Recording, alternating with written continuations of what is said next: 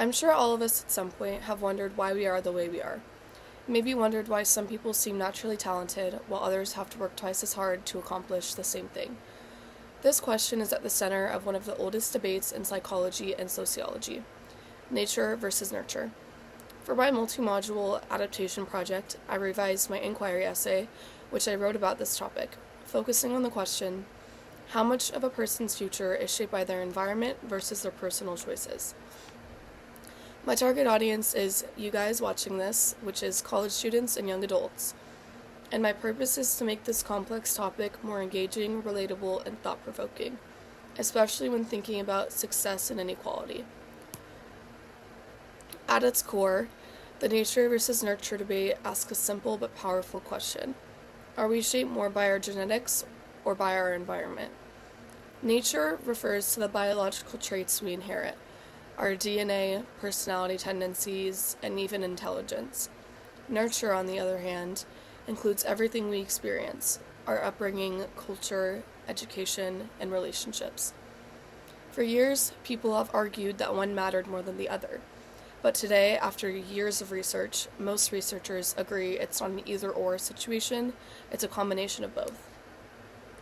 Supporters of the nature side believe genetics play the biggest role in shaping who we become. For example, studies on identical twins raised apart show that traits like personality and intelligence can be eerily similar, even when raised in completely different environments. This suggests biology is a very strong influence. We also see traits like musical ability or athleticism can be eerily similar, even when raised in completely different environments. This suggests biology is a very strong influence.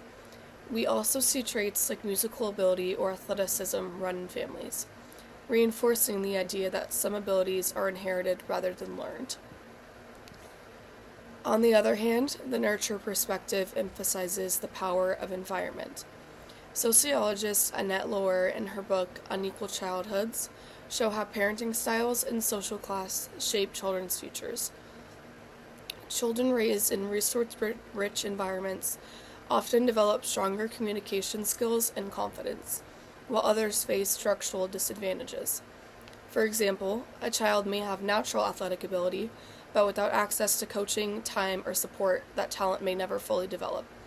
This shows how opportunity, not just ability, play a major role in outcomes. Rather than competing, nature and nurture actually work together. A person may have a genetic predisposition like creativity or anxiety, but whether that trait develops depends on the environment. This is called gene-environment interaction. Through revising my project, I strengthened my argument to this.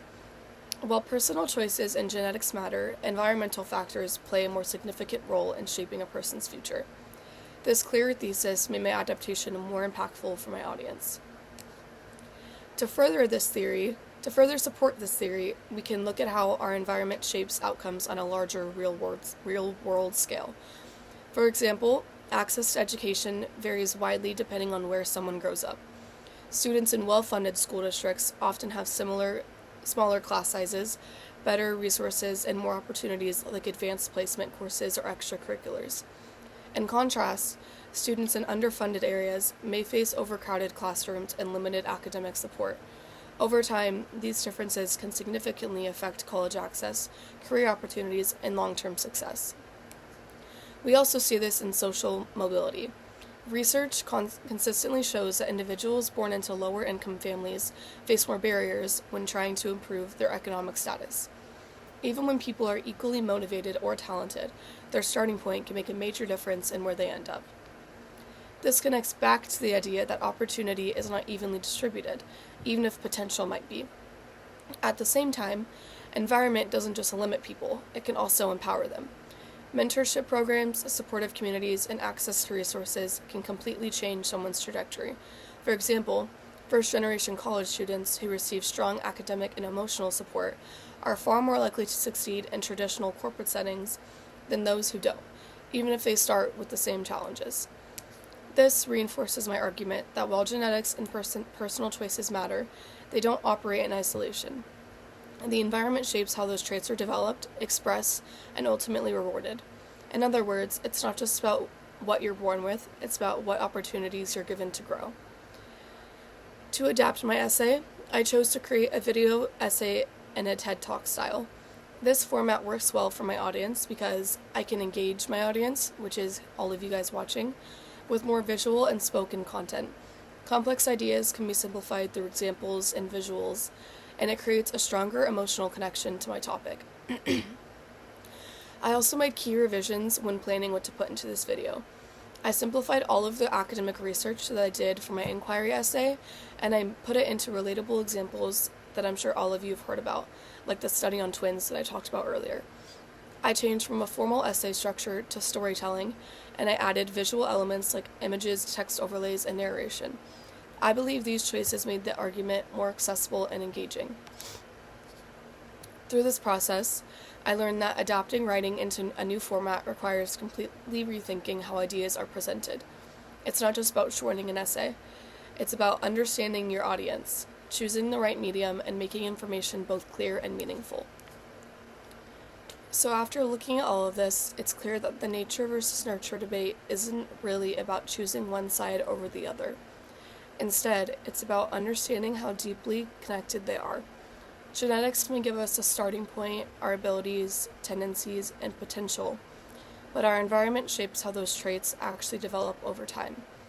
The way we're raised, the opportunities we have, the people around us, and the challenges we face all play a major role in who we become. What stood out to me the most in my research is that neither nature nor nurture works alone.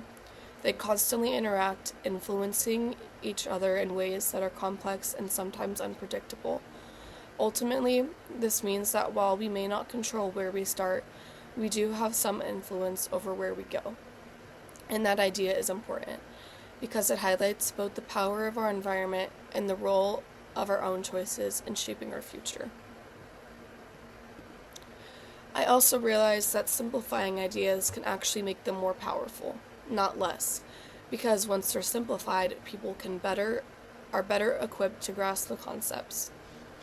Understanding the balance between nature and nurture has real-world implications. It shapes how we think about education, opportunity, and inequality. If success were only based on genetics, then opportunity would seem fixed. But if environment plays a major role, then improving access to resources can change people's futures. This project has shifted my perspective.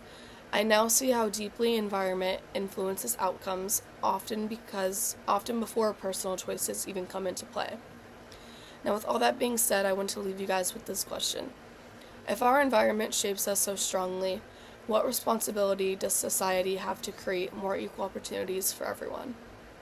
Thank you.